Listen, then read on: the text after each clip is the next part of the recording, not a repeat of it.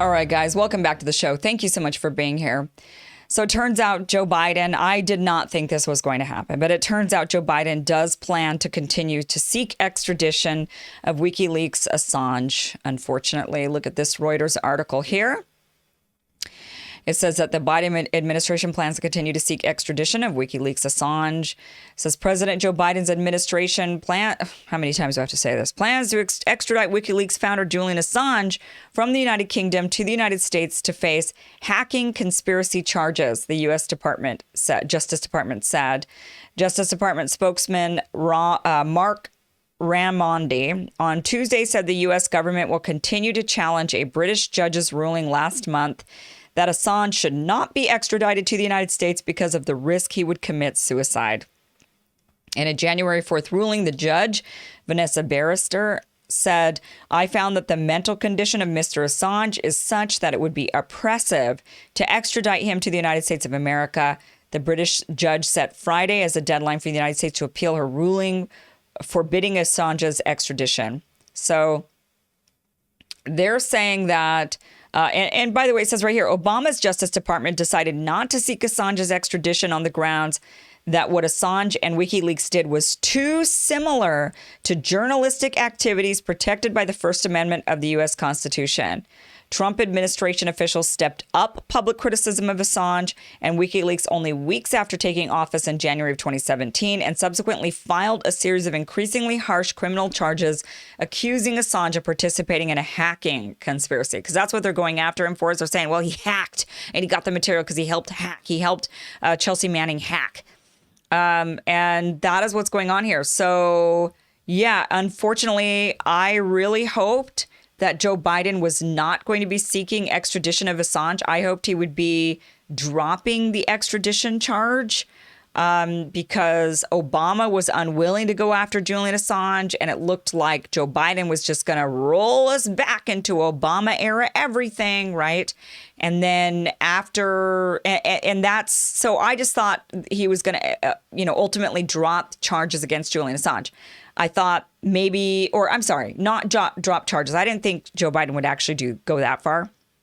But I thought he would at least drop the extradition request, meaning Julian Assange would not be facing extradition in the United States. He would be allowed to be let free in London. He could go wherever he wants to go. But if he ever stepped foot in the United States, he would be potentially convicted or charged and detained in the United States. Fair enough, fine. He doesn't need to come back. He doesn't need to ever come to the United States. He's not an American citizen. He's an Australian.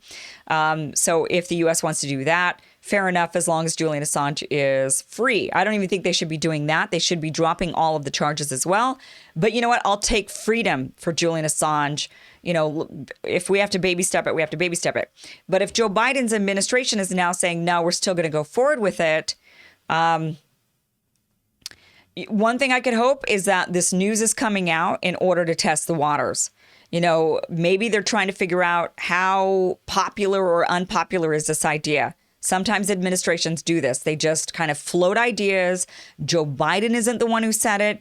It was his, somebody in the U.S. Justice Department. It wasn't Joe Biden himself. And so this is something he could walk back and even say, no, we're not actually going to go after Julian Assange. We're going to let him free. And he wouldn't be considered a hypocrite or somebody who's wishy-washy in their views because he's not the one who said it. It was somebody in his Justice Department. That is hopeful.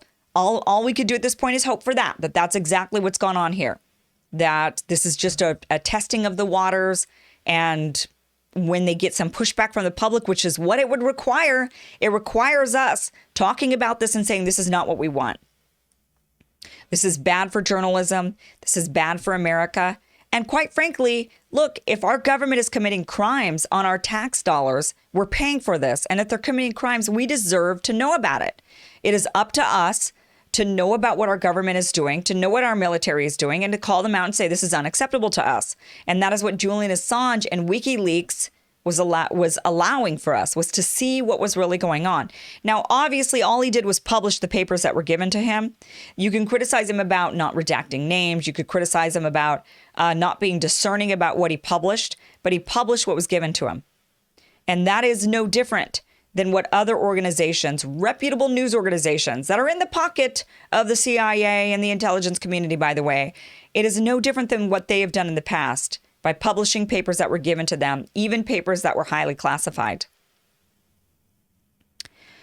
So this is infringing on journalism in the United States. This is infringing on, it's getting, and we're already at a point where this is a very scary moment. There's a lot of censorship.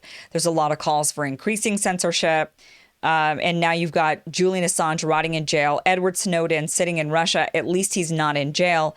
Julian Assange needs to be let free. He exposed to us what our government was doing. We deserved to know that. We pay for the government. They work for us. We need to know what they're doing.